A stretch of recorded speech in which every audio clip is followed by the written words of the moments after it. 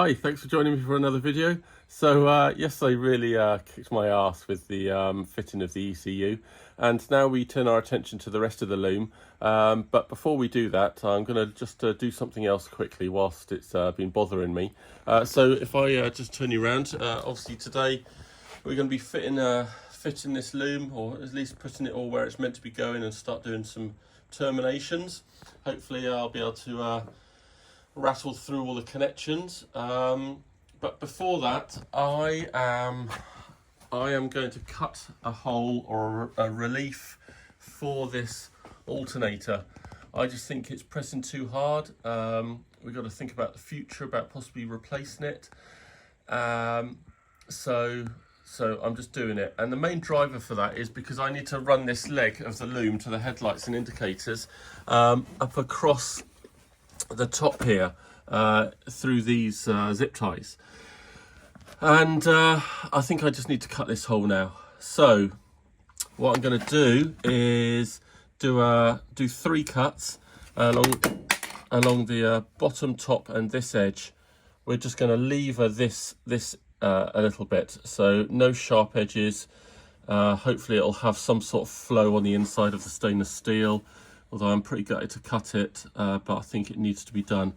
And then a friend of mine building an AK, Mark, he actually showed me his. I'm going to just put a couple of pictures up, hopefully, of how he used a butter dish to sort of make the indent on the inside, much like the dish I have here, although I think I've got slightly different dimensions. So it's still kind of half polished, and it makes a nice end. Now we can't use it all because I'm not going to cut a complete hole, because I want to keep that flow of the stainless going in. So we'll just see how I get on, I think, and I'll show you what that looks like in a sec. Right, there we go, that was relatively quick. So you can just see here just how much that is pressing. The alternator is pressing on the inside of the wing there.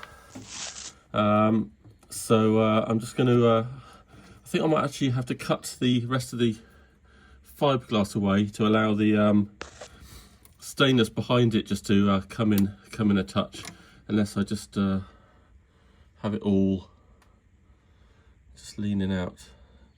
But I think we're cooking on gas there, so let's try and tidy it up. Right, so I've managed to cut all the way through now, so you can see that's a good 12 mil, 13 mil of pressure that's leaning on it. So I'm hoping just to prop this open just a little bit more, just so there's no pressure on it at all. But that's definitely worth doing. All right then, so I made the intro to this video about 6 hours ago, but stainless steel is obviously pretty hard, and it's been kicking my backside. Been through numerous drill bits, even my nice cobalt ones. Some bits were really easy to get through, but others are quite hard. But there you go. I think the butter dish idea works pretty well. Shame I did one hole in the wrong place, but all nice. I can get a post-it note behind there now. Obviously, you know, if worst comes to the worst, that dish could be removed, giving you an even larger void to remove things, but at least there's no pressure on it now.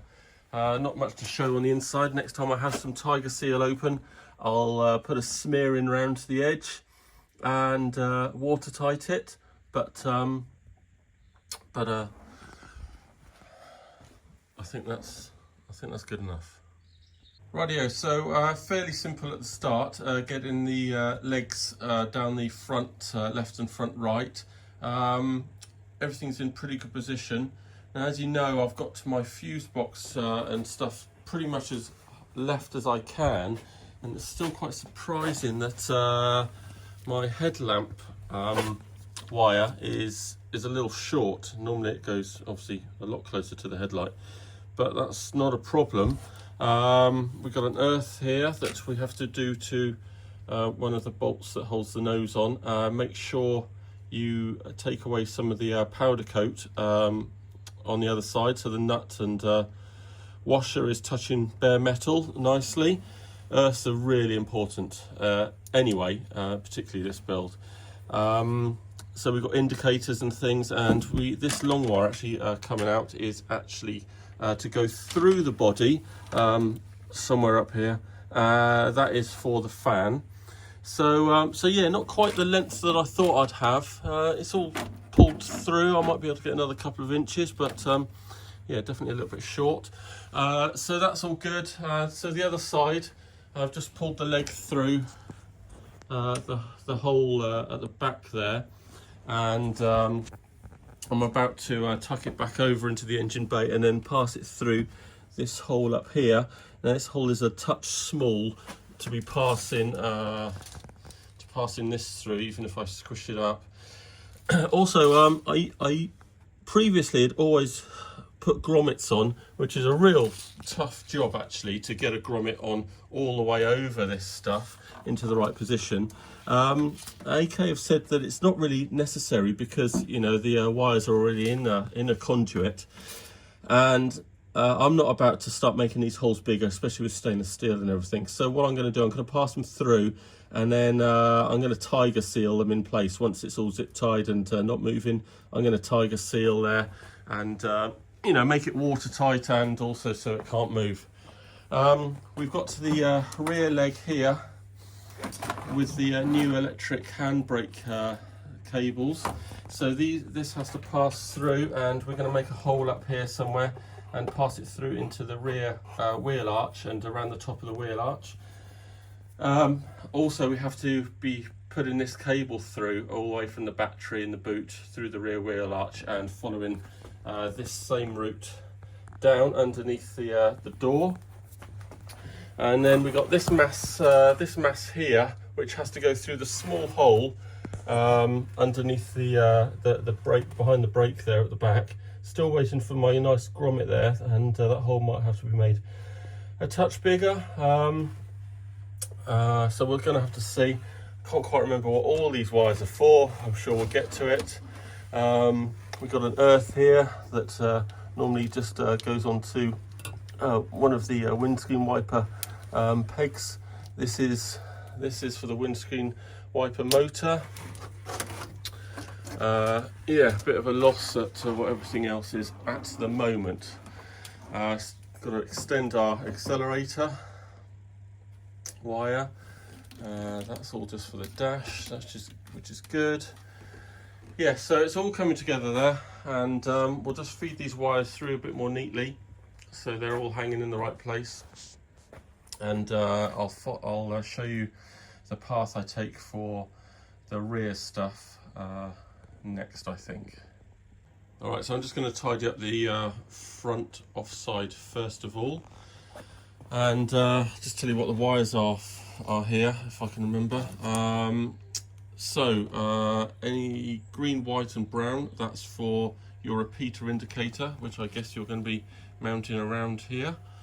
Then we've got, I think, the brake switch, so that mounts in line, which is why I haven't finished up my brake mounting yet, up to the reservoir, because you need to mount a little sort of pressure switch in line. I believe that's these two.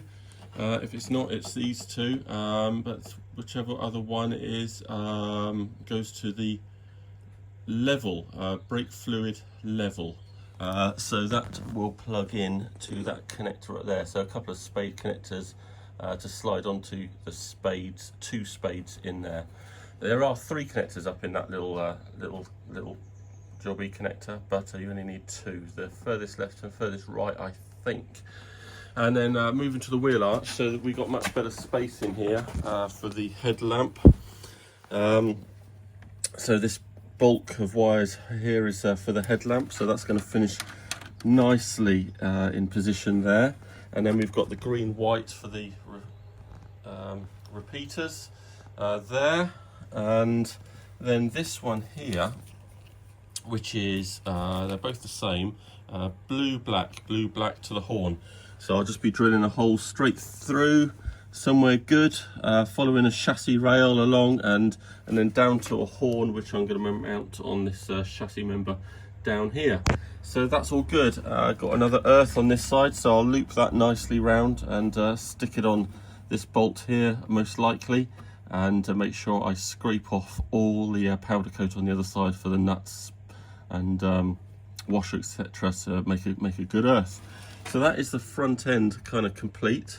Okay, so we're about to make the holes for the rear leg. Let me just show you where it passes over the scuttle. So it neatly comes over from the dashboard area, out the back here, right on top. So well out of the way of the windscreen wiper motor that fits there. And then both legs come down for the lot that goes through the firewall there in front of the pedals. And then we've got the rear leg tucked around here. So this will be nicely held in place when the trimmers come along, or you trim the car. You have to fit blocks of wood here, so the door card can fit to it, and this wire will be neatly held in place, so not to chafe against any door opening mechanisms, etc. So that's going to come through and spur off here for this electric handbrake. And then I'm going to be making a hole fairly high up here, because we would like to make use of this nice recess up here. So there's quite a nice recess up here that runs along, and your wires are going to run behind the headrest support bar, whatever. And then they're going to be, you're going to need to buzz a couple of holes through in a couple of places for zip ties to hold it all the way up along here. There will be a hole buzzed through for the fuel level sender, and then the rest of the wires will continue around the back, and then we're going to punch another hole up high up here so it can drop down into the battery cut-off switch and all the other wires for the rear lights. So I'm going to start off by putting a hole somewhere around here, and that'll go into the inside of the car. Right, so we've got a nice grommet up there, pretty well fitted. I'm not sure of my chances of getting both cables through, so let's see how we get on. Rightio, so we're getting closer to final sort of fixing here. I'm just getting my lengths worked out, what I need in the engine bay. So I've got the power cable going through with a good 6 inches or so spare. So I'll be terminating that on the end, and if successful termination, then I don't mind if there's just a bit of slack bundled up perhaps behind here. We'll just pull it through and zip tie it up here out of the way. But I need just a little bit of slack in case of any problems, and you need to bear in mind that it's got to wrap around that back kind of wall there, just round there. So you need a little bit of slack so you can kind of angle it a little bit around there, ready for the trimmers to put some carpet over it. So that's all pretty good. And as for the other cable, that all comes under here, all nicely kind of right angled. Obviously there's a bit more slack there if necessary. It can come closer up around the curve, but I think that's all good. And then we've got it all going through the grommet there, which is nice. And then we're going under here. I've just done double holes for the zip ties, so I'm about to just loosely do them up around the cables, and until the correct position, I don't know where the holes have got to go for boot light, number plate light, and also the cable for the fuel sender. So they will be likely buzzed up somewhere up there, but I'm not sure exact position, because I like to do the holes exactly where the cables are, and they just feed straight in at right angles. So that's that. So I'm just working out the final positions as to where the wires end up. So over here, indicator and rear lights, and that dives down to fog light and reverse light. So this is all looking pretty good. Just got a little bit of slack there to go around the back of the battery, and then I just need to read. I can't quite remember if I'm meant to be putting the cutoff switch in the positive or the earth. I think I'm meant to put it in the positive. Canem's does write about it, so I'm just going to look at the Canem's instructions and adjust my length there. And the spare bit of cutoff I will then use for the earth. Right, let's just pull that all a bit tauter. Okay, so just a little bit of detail here. As you can see, when I draw these, the rest of the cables through here, this will draw up nice and flush against the wall, and these will just be pointing directly inwards. So that's that. Then I can tighten all these zip ties. They're not going anywhere else now. I'm going to follow it all the way around the back here through my other two grommets, and that'll be the rear wiring layout complete. Okay then, so I'm just waiting for a battery to be delivered before I can finish the connections in the boot. So I'm now going to turn my attention to all the other connections, and I'm just going to rattle through a few which may help you, but as always I would check your instructions, check with AK if you're unsure of anything. Don't take everything I say as gospel, but I should be fairly accurate. So let's just see what I've got going here. Okay, so we're going to do a bit of stop-start, and in no particular order, but whilst we're here, this is a really elegant solution for the oil pressure sender that the LS3 comes with, which fits down there. It's really elegant, nice and clean. You don't have this Christmas tree effect. However, it will only give you a warning lamp on your dash.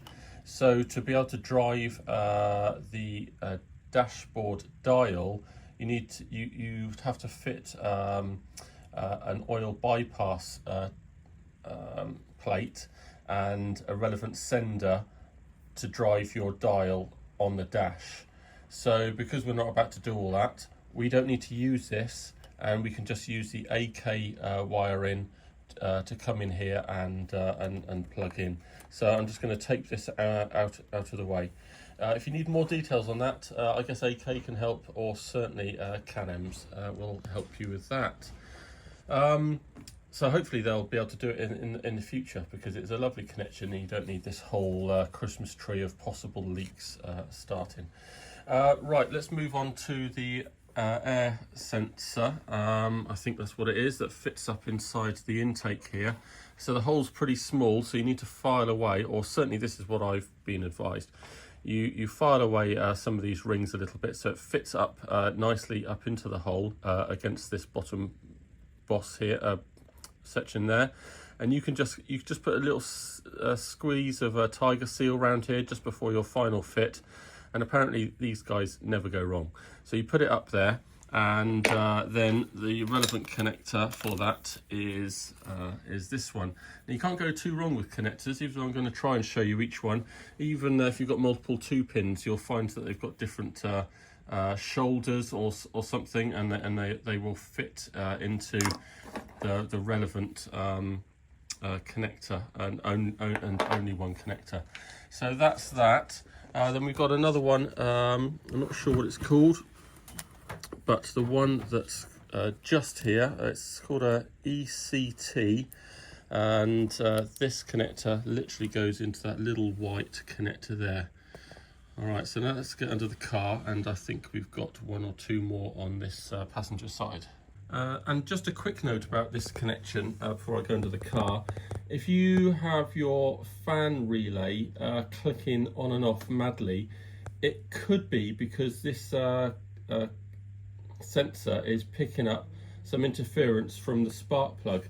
Now, I understand that they have softwared this out with the programming and stuff, but it's worth just not having any excess cable hanging next to the spark plug. So I just pull it up just a little bit tighter and zip tie it off somewhere, just so it's not literally on it. So just bear that in mind. Talk to AK or Canem's for a bit more advice. Okay, so here we are under the car. Hopefully you can see the orientation I'm in. It's dead easy. This large beige connector goes up to this black connector here. Oh, there we go. and make sure you tie the cables out the right way, out of the way. More importantly, this one. Now you remember we took out the extension. Let me see if I can get you in here. To this connector. The end of the extension doesn't have the right end, so we took out the little sort of 6-inch extension, and this is where we need to be plugging this cable into. What's this marked up as? Cam. And that will just plug up there. Sorry about the video work.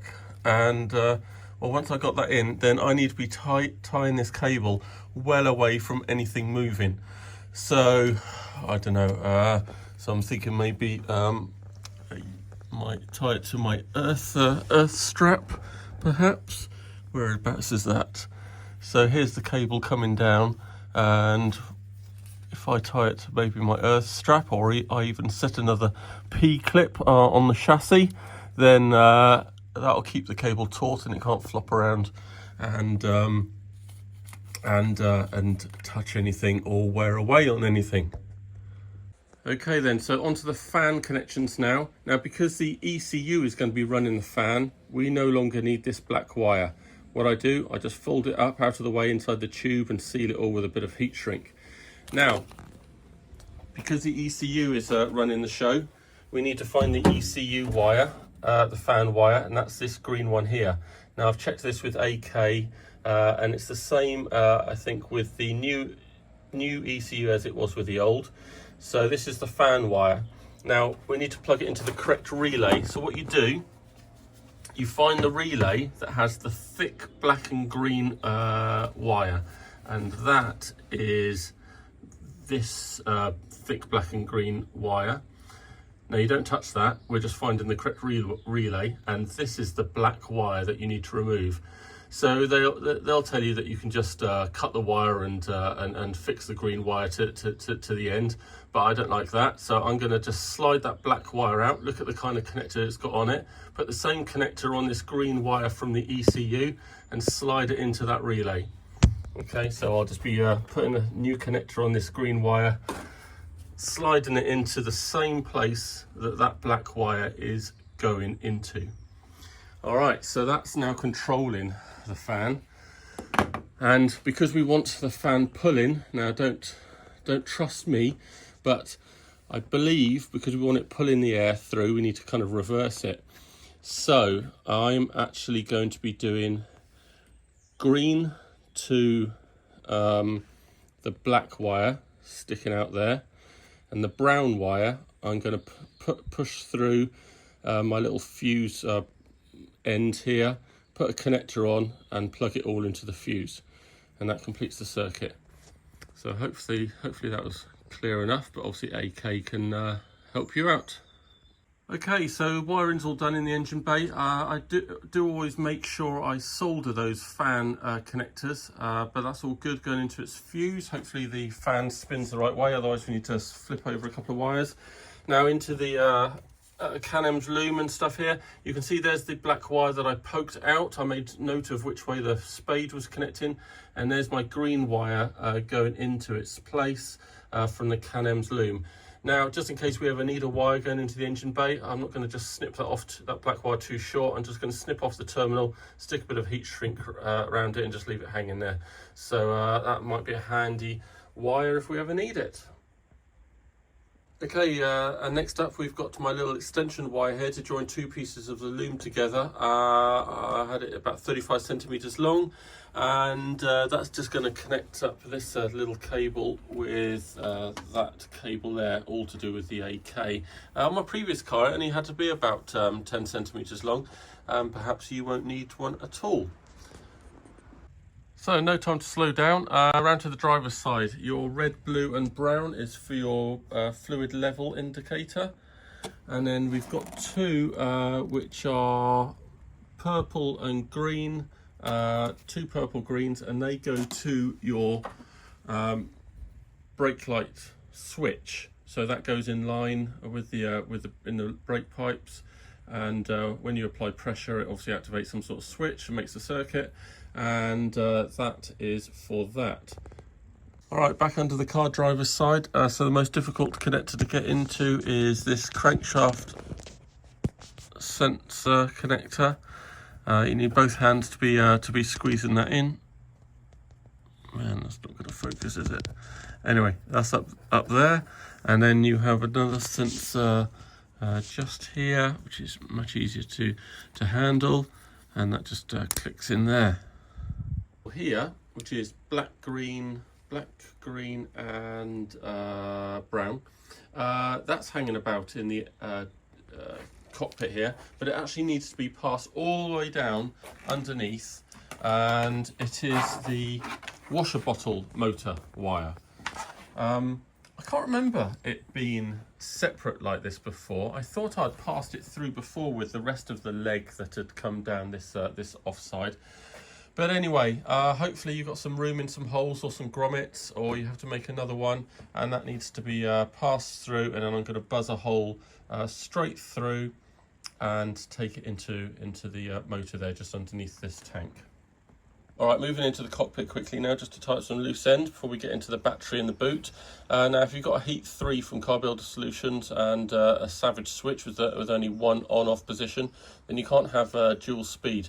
So we're going to get rid of the black and yellow wire here, and we just wire this up to high speed. So make sure this is all around the right way.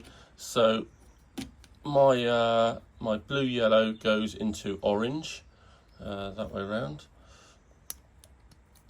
And then my earth goes into black, which is down here. So that's all good. And then we can just plug that in and tuck that out of the way. Right then, onto the really long fly lead that has two black and white wires coming out. This is actually to go to your reverse switch. Now, you may remember I've already run a reverse wire up from the correct connector up through the dash. Here's my two wires. So I'm simply going to cut all this length nice and short and attach them there. I don't believe there is a correct way around to do it. They're both black and white. So we'll just hook them up together. Okay, so those black and white wires all nicely straight down into my reverse switch down in the gearbox. So that's all good. Long red from the new ECU needs to go to a switched 12 volts. So I've just put that there for now. I've got a feeling I need to splice that into maybe a USB power socket as well that I got mounted in my glove box. So that's all good. I've got a lot of, I'm still waiting for my grommet to be able to pass this lot through the hole in the end of the driver's side. And I've got some questions as well, because as you know, we're using the Can-M's connector on the alternator here. Now, this thick red needs to go onto the single bolt in the middle of the Can-M, so that's not a problem.